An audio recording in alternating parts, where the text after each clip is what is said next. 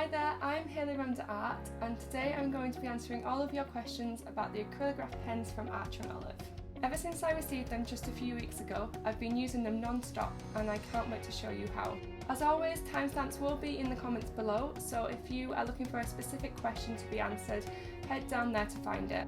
However, if I don't get to your question, make sure to pop it down below and I'll respond as soon as I can. And I think that's everything, so let's get into it. Today I'm back again to talk about the Acrylograph pens from Archer & Olive. Once again, I am partnering with Archer & Olive on this video. If you don't already know, I do have an ongoing relationship with the brand and I'm honoured to be a part of their design team. If you want to see a video of my first reactions to the pens and testing out all the claims on the website, I already have a video up on this, which I specifically recommend watching if you have any queries on how to activate them, layer or blend them. But for this video, I'm going to focus on all the questions you had for me over on Instagram. So let's get into your questions. The first question was, do they work over gouache and watercolours? So yes, they do. So this is my current bullet journal for July, and I'll see if I can insert some clips here, but the majority of this is painted in gouache. But then I was able to do the finer details of the castle and do the outline in the acrylograph over the gouache. And in my experience it worked really well. It didn't pick up the gouache at all, and it was just a lot easier than using a paintbrush for those finer details. In terms of watercolour, that's not something I've completely done yet. I just have this test piece out here. And first of all, let's try the white. Wow, so yeah, that definitely works there. And as I can see, it's not picking up any of the colour into the white. So with the Posca pen, I'll show you. So with the Posca pen, I don't know how to explain it, but it definitely picks up some of the watercolour, whereas the Acrylograph seems to just be perfectly white on top. So yeah, I say that passed the test for both gouache and watercolour. So the next question was, how do they perform on different types of coloured paper? In the review, I did do a small little test on the 3 paper colours here, but since then I've actually swatched them all on the craft black and white paper in full. So you can see those there. I personally think that they've worked really well on all 3 types of paper. I'm especially surprised by the craft paper. It works so well and they dry down really lovely on the craft. And after doing more swatches on the black paper, I've actually been persuaded to trying out a blackout book for my next bullet journal. So to answer that question, yes, they definitely work on all different types of colours. Even the red paper down here stood out really well. The performance of the pens can just really depend on if you've shaken them enough. They don't always need a lot of shaking, however, if you are getting any problems with them not being completely opaque, the fix to that is to just do a second layer or to shake them more. So I do see them working on every type of colour paper. So the next question is, are they waterproof after drying? So I've just had experience of this, and I actually drew in the castle before I painted the background in with the Acrylograph pens. Again, I'll see if I have any clips to add in there, but painting over the Acrylographs with a water-based paint, gouache, so it had water mixed into the paint and it didn't smudge at all. So I think that makes them waterproof. If you get them on your hands, you'll realise how hard it is to scrub off, and painting on top of them does not budge them at all. So I'd say yes, they're waterproof, but I'm not 100% sure on the different definitions of waterproof and things like that. So basically you can paint over them with water-based paint. Next up, many people asked how they worked on thinner papers. So obviously the Archer & Olive has really thick 160 GSM paper, but other journals don't have that luxury. So let's have a look on how they work on other journals that I have. Okay, so I've just collected a few different types of journals that I personally have. So first up is the dingbat. Dingbats. Now the Dingbats paper is definitely thinner and more cream than the Acrylograph paper, so let's see how that works.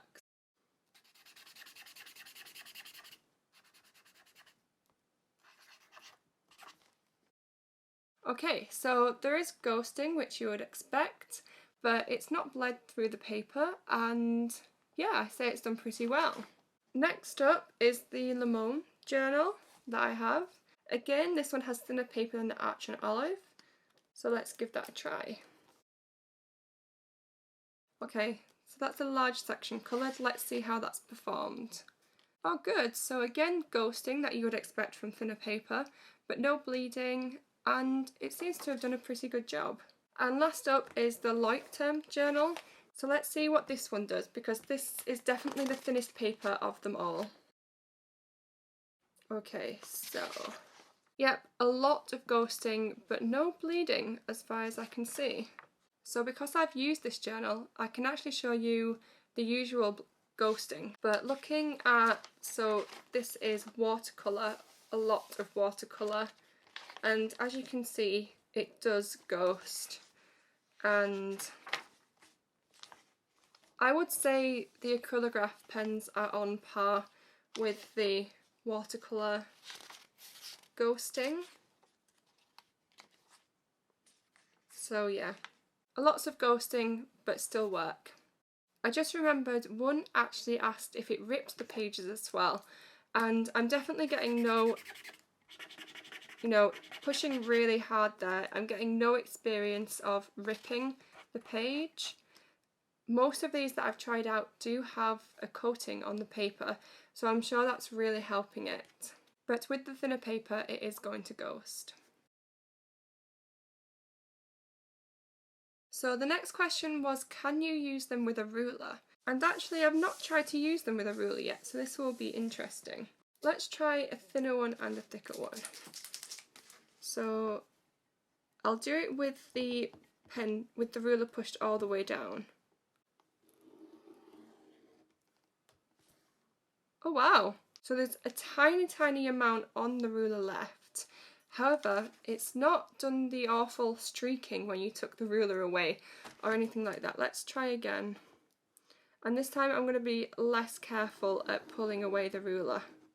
Let's see if yeah. So you're just going to have to be really careful pulling up that ruler. Like that.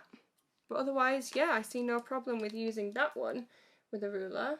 Let's try the larger size. I think I might have more problems with this one.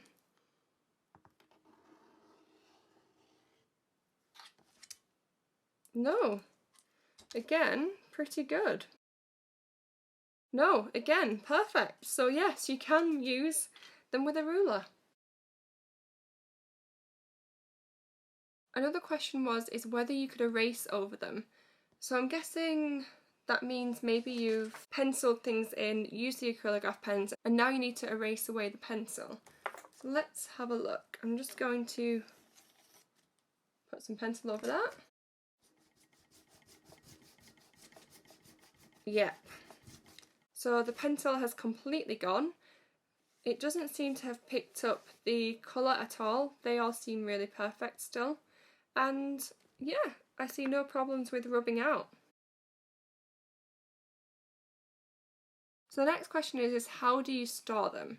So to make things easier for me, I actually store them in a Arch and Olive box. So this is just the journal box that everyone gets with a journal now, and this is how I'm storing them. So I've cordoned 3 sections off with just a little bit of cardboard, and I have each colour pack sectioned up, and I personally like storing them this way because they're all easy to access, they're all laid horizontally as you're meant to be keeping them, and they store really nicely on my desk or on my shelves.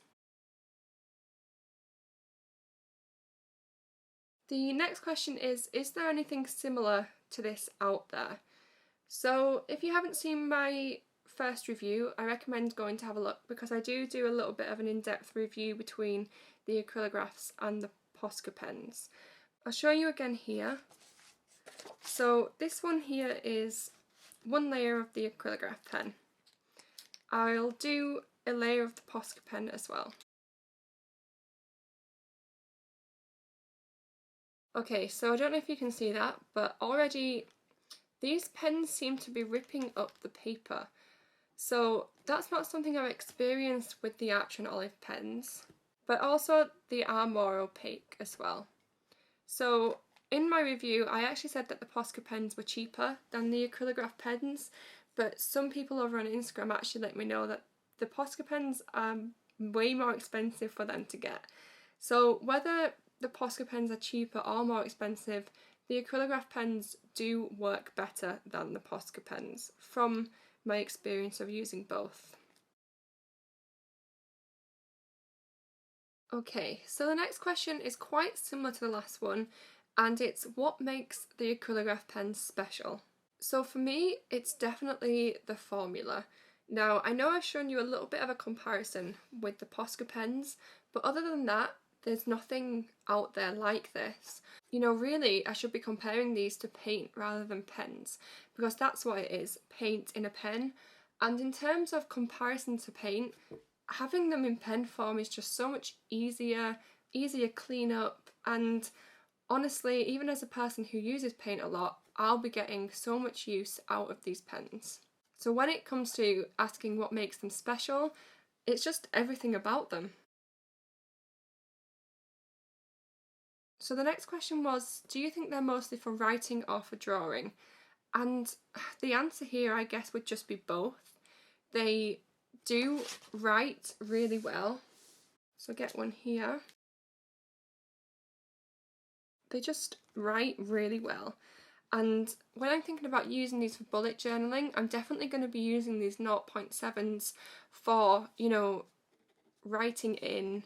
They're small enough to fit in the 0.5mm dot grids. So for the 0.7mm nibs, I'd say they were definitely for both. Okay, so you can write with them, you can draw with them. They are definitely for both. With the 3mm nib, again, you can do both. So when I'm thinking of writing with these, it's probably for headers, so a big habits page or something like that. And then for drawing, this will be used for colouring in. So I guess it's really down to what you're going to want to be using them for. For the finer details and writing, I'd pick the 0.7, but for the bigger headers and colouring in, I'd pick the 3mm. So the next question is, can you write over the acrylographs? And first of all, I'm just going to try writing over this splodge here with a fine liner.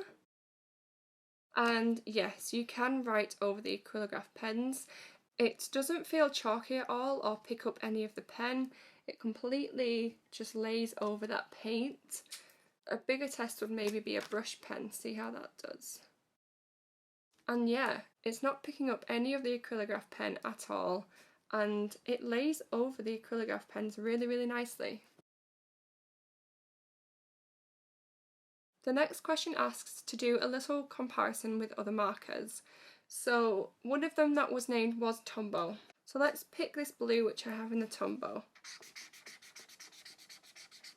So as you can see here, you can see the streaks when you colour in with the marker, and this is the main pet peeve I have with the Tombow markers, is that you can see where you've been colouring, and even if you go over and layer, you don't always just get a completely flat base, and I think that's really where the acrylographs shine. If I grab a slightly similar colour in the acrylographs, trying to pick a similar colour as the Tombow marker, so let's use this one. Kind of similar. So as you can see there, it's not getting that same layering effect as the Tombow markers. This is, you know, completely more opaque and doesn't get streaking. In terms of other markers, I also have the Arteza ones, and that's just the same thing, you know, you're going to get that same uneven layering unless you really go dark on them, and even then they don't completely dry even. So I think that's definitely where the acrylograph pens win out. Someone asked if they spit ink as you shook them. So I have not experienced that at all. So shaking the 3mm and the 0.7 never has the ink come out onto the page or onto me. I'll show you just now. So this one that I've been using, shaking that really hard on the page, and none of the ink is flying out or anything like that. Someone asked, are the pens scratchy and does that rip the paper? So they do sound quite loud when you're colouring with them. So this is the 3mm, and yeah, it does sound scratchy, but they run over the paper really smoothly, so I'm not getting any friction there really. With the 7mm, I'd say they were more scratchy there in terms of the sound of them on the page, but again there's no friction and they lay on the page really, really well. And I've had no experience at all of it ripping the paper, especially the Archer and Olive, but earlier in this video you'll see I tried it on the different papers and it didn't rip those either. So from as far as I know, yes, they sound a little bit scratchy, but they don't feel scratchy and they don't rip the paper. And finally, this one wasn't a question, but I did want to address it. Someone said, I was 100% on board to order until Archer and Olive's live video that you have to shake them constantly. So I honestly thought this was going to be a real problem for me as well. I always forget to shake things, you know, like when you're meant to shake your foundation. Do I have to do that? No. But with these pens, I'm not finding it annoying at all. I do just naturally now give them a shake before I use them, and I very rarely run into problems with needing to shake them more. Even when they've been sat on my desk for a couple of weeks and then I've come back to use them, you know, a few of them I have found not being completely opaque at first and I've had to shake it again.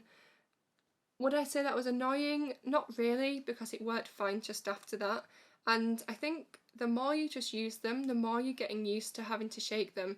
Like I said, naturally when I pick them up, I just shake them now. So it was something that I thought could be annoying and could deter me from using them. However, now that I've actually got them, I'm really not finding it a problem at all.